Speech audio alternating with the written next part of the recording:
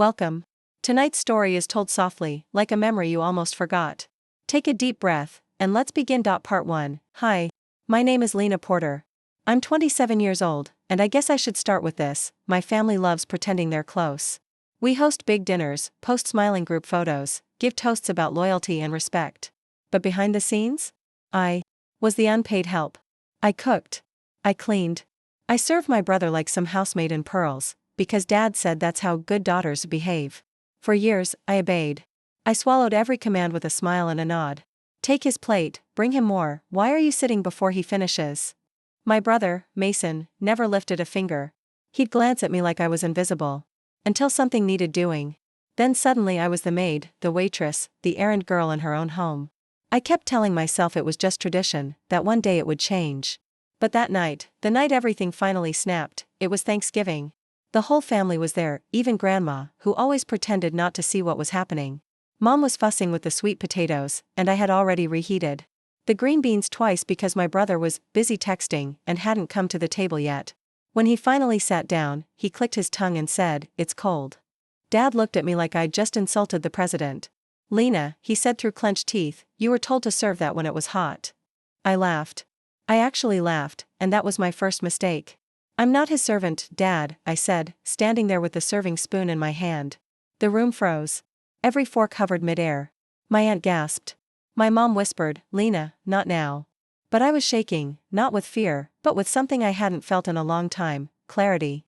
"I've been cooking and cleaning all day," I said. "He can get his own beans."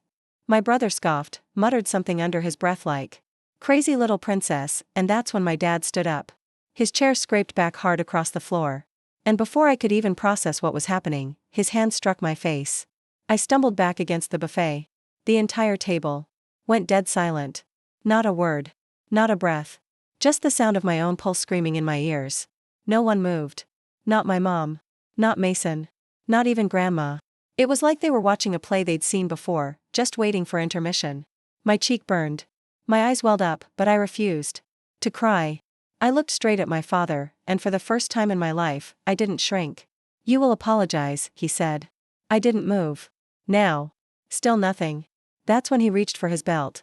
And that's when I walked out. I walked past the turkey, the mashed potatoes, the crystal water pitchers. I walked past the guests, past the stunned silence, out the front door, and didn't look back. I had nowhere to go, not really. But I wasn't staying another second in a house where violence came faster than kindness and love had a price tag. I didn't know yet how I'd survive. But I knew one thing: that slap? That dinner? That would be the last time they ever saw me as the girl who takes it quietly. Because the next time they saw me, I'd be the woman they couldn't control. The woman they underestimated. The woman who remembered everything. I didn't sleep that night. I sat on a bench outside a gas station until the sky turned the color of ash, clutching my purse like it was a life raft. My phone buzzed 17 times. Mom, then Grandma, then Mason, but not once did any of them say, "Are you safe?" The closest was Mom's message: "You need to come back and apologize before this gets worse." Worse for who? I wondered. The next day, I booked a cheap motel using what little savings I had. The walls were thin and smelled like mildew, but for the first time in years, I didn't have to listen for footsteps or second-guess my silence. I stared at the ceiling for hours, my cheeks still sore. I thought about how fast it had happened, how natural it was for him. How no one even blinked. And somewhere between the cracks in that ceiling, I stopped being afraid. I started planning. Not revenge. Not yet. Just distance. I applied for a job at a local coffee shop. I didn't list references. I didn't call home. For 2 weeks, I brewed lattes, wiped counters, and kept my head down, until one night, right before closing, a woman walked in wearing the same perfume my mother wore. I froze. Then I looked up. It wasn't her, but my stomach still flipped. I realized how badly they'd trained me to flinch at comfort. That night I wrote a list. A real one. Not of chores, or groceries, or errands for Mason. I wrote what I wanted. Just 3 things: my own apartment, a bank account no one else had access to, and one day, a dinner where no one raised their voice or their hand. I tucked that list into my shoe. Carried it with me everywhere. I didn't need to shout at the world to feel strong. I just needed one step in the direction they'd always pulled me from. And I was already walking. I stayed quiet for months. Not out of fear, not anymore, but because silence became my shield. At the cafe, I was the girl with the tired eyes, always early, always polite, never talking about home. I rented a room from a kind older woman who didn't ask questions. She had a cat named Murph who curled up by my door every night. I started sleeping again. Not well, but enough to stop jolting awake at every creak. One morning, around February, I walked past a magazine rack and stopped. On the cover was a feature about my father's company, celebrating 30 years of community excellence.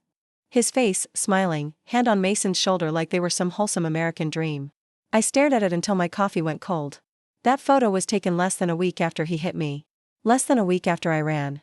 It's funny what your brain does when it's processing betrayal. At first, I thought maybe it was for appearances. Then I realized, no, that was the appearance. That was the only version of us he'd ever cared about. I ripped the cover off that magazine. Tucked it in my coat pocket. That night, I took out my list, the one in my shoe. I added one more line, tell the truth. I didn't know how, or when, or if anyone would listen. But the lie they'd built, the story they paraded, it didn't get to stand unchallenged anymore. A few weeks later, I got a call. Blocked number. I let it go to voicemail. Then another. Then a text, Lena. It's Grandma. Please. Just 5 minutes. My chest ached reading it. I hadn't heard her voice since that night. I didn't respond. But I listened to the voicemail at 3 a.m., heart pounding like it always did when a piece of the past tried to claw its way back. Honey, I should have stopped him. I should have said something. I don't know what to say now except, you didn't deserve that. And I know it doesn't mean much after all this time, but I love you. I always did. Even when I was quiet. I cried. Not because it fixed anything. But because it was the first time someone said out loud what I had screamed in silence. I didn't call back. I wasn't ready. But I saved that message. Played it again the next morning. I still showed up to work. I still made lattes. But now, every time I handed someone a drink, I reminded myself I wasn't handing away pieces of myself like I used to. I was building something. Quietly. Brick by brick. And they had no idea what was coming. It wasn't dramatic when things started to shift. There was no music playing, no grand reveal, no one falling to their knees. Just a steady quietness in my chest that used to be panic. Just breath where there used to be a knot. I started walking home a different way from work, not because I was scared, but because I didn't want to pass that billboard with my father's face on it again. I no longer needed reminders of what he built. I was building something else. Something they couldn't see. Something real. One evening in late spring, the cafe owner handed me a sealed envelope. Guy in a suit dropped this off. Said you'd know what it was. I almost didn't open it. But curiosity won. Inside was a letterhead from the local Chamber of Commerce, and a flyer, the Porters to receive civic honor for family legacy. In business, special ceremony this weekend. And below, handwritten, they'll be there. You should be too. No name. Just that. For a moment, I felt that familiar heat in my throat, that old instinct to shrink and disappear. But then I remembered, I wasn't the girl who took slaps at dinner anymore. I was the woman who walked away. The woman who kept walking. I folded the note, placed it in my pocket next to the list that now had 5 items. I didn't know if I'd go. Not yet. But I knew this, if I did show up, it wouldn't be in silence. And it wouldn't be to serve anyone but myself.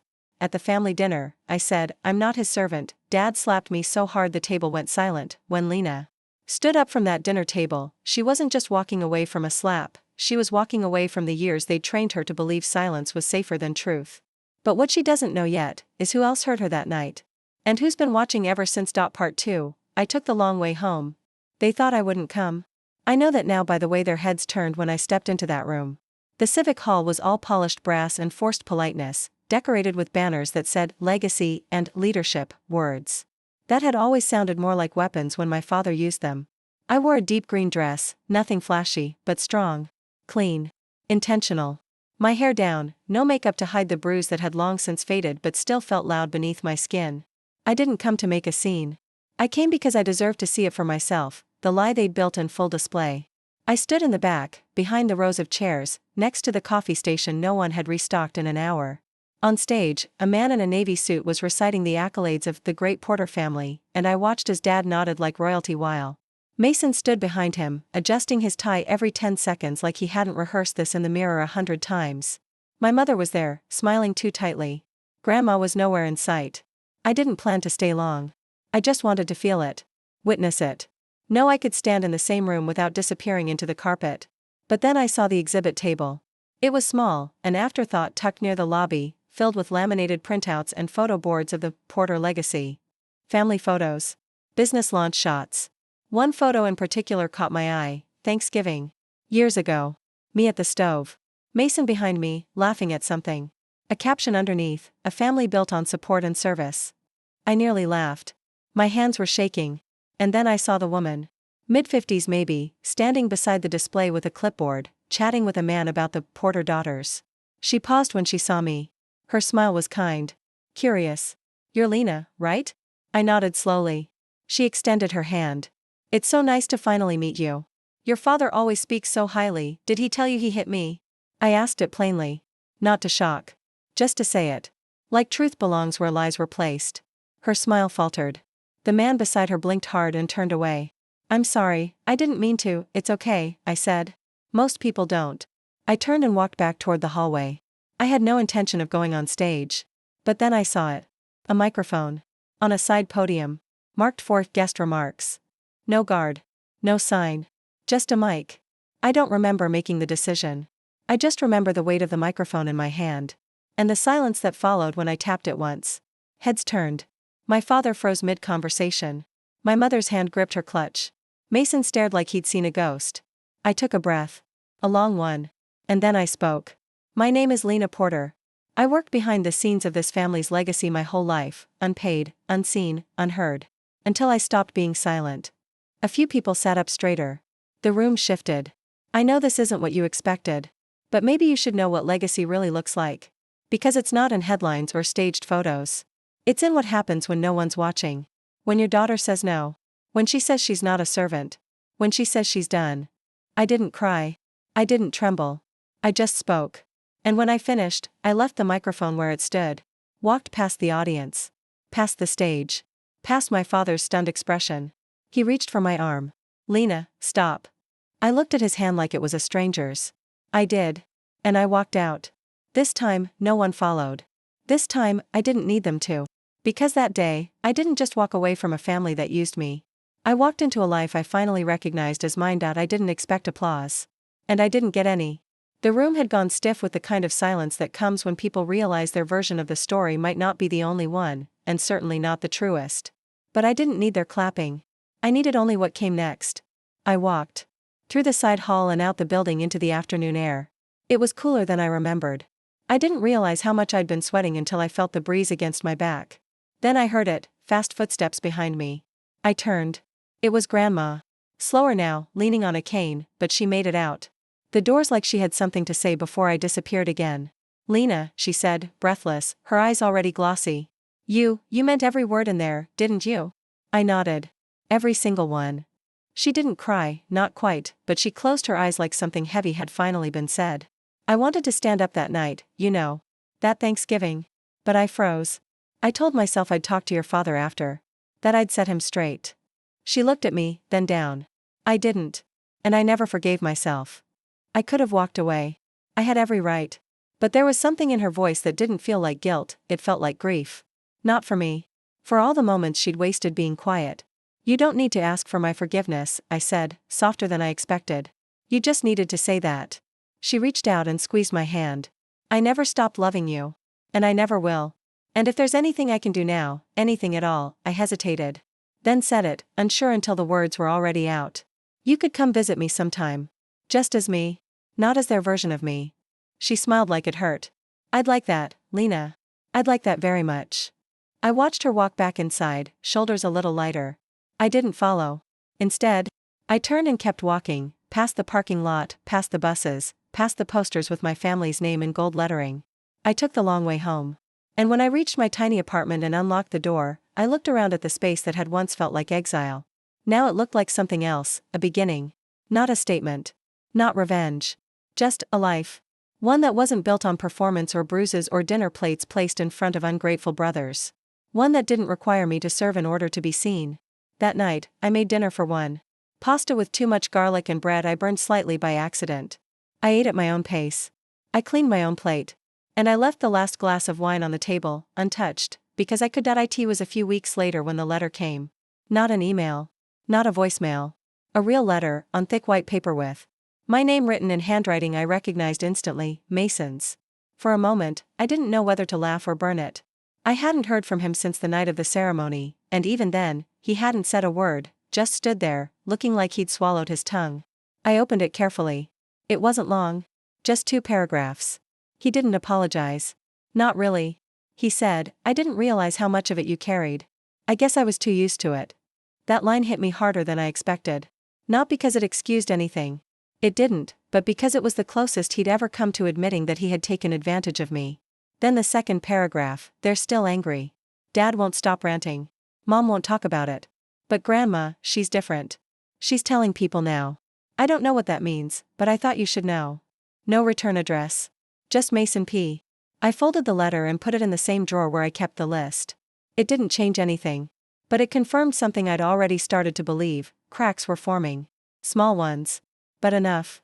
A few days later, a customer at the cafe asked if I was the Porter girl from the news clip.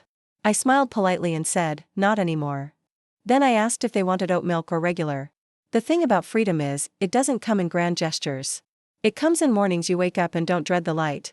It comes in the sound of your own voice not flinching when you say what happened.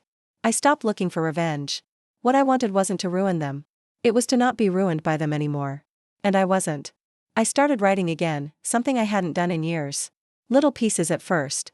Journal entries. Then a blog under a different name. I didn't name names. I didn't need to. The story wasn't about them. It was about surviving them. One night, someone left a comment that said, this made me feel less alone. And I just sat there staring at it, hand over my mouth, like the wind had been knocked out of me. Because maybe that was the whole point.